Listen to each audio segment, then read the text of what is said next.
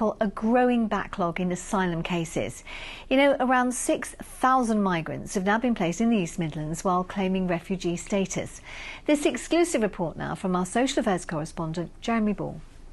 Are you all right? Yeah, use both hands for that one. Sorting clothes for local charities at a church hall in Derby.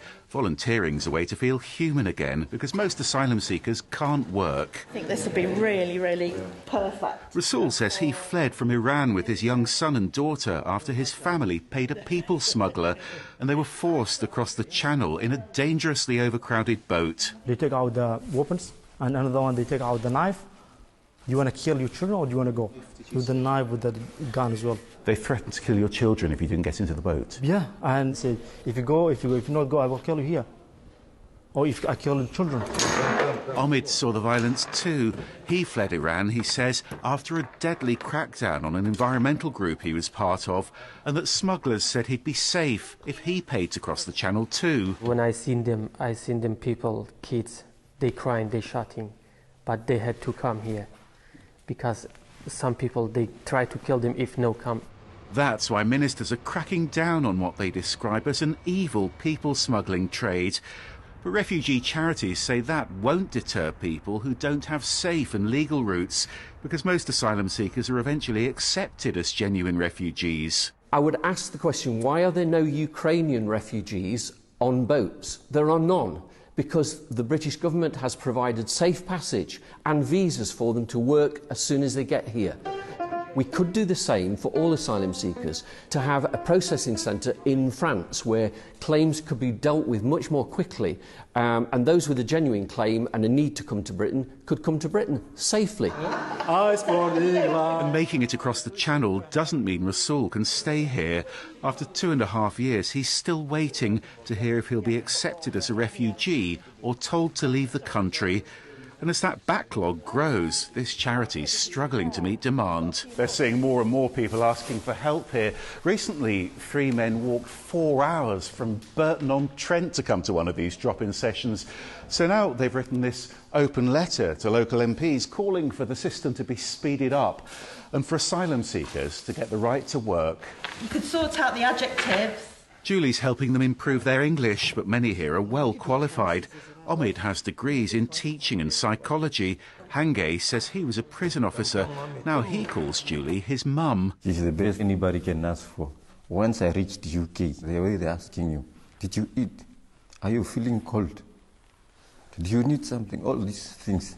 I just thank God that I made it here to the UK. We would love anyone who feels that the asylum seeker shouldn't be in Erewhon, shouldn't be in Long Eaton. Please come. Come and visit us here. Meet people face to face. Join us and you will hopefully change your mind. The Home Office says the numbers arriving have put unprecedented pressure on the asylum system.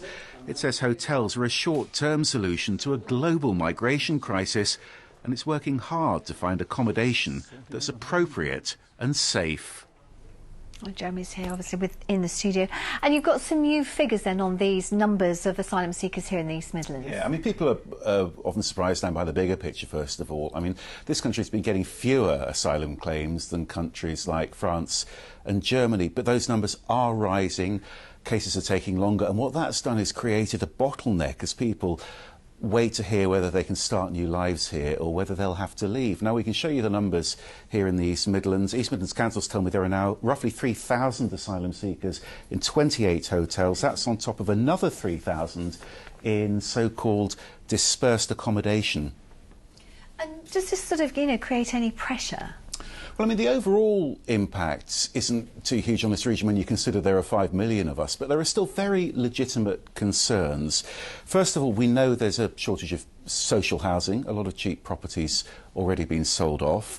There's a real pressure on local services in those areas where asylum accommodation is concentrated, just a few small areas there. The big worry, though, is those hotels. Now, the Bosworth MP says one in his constituency simply isn't safe. We've seen tensions, we've seen misunderstandings too. Derbyshire Police told me they had an incident where they got a report of asylum seekers armed with a cricket bat. Turned out they were just on their way to the park for a game.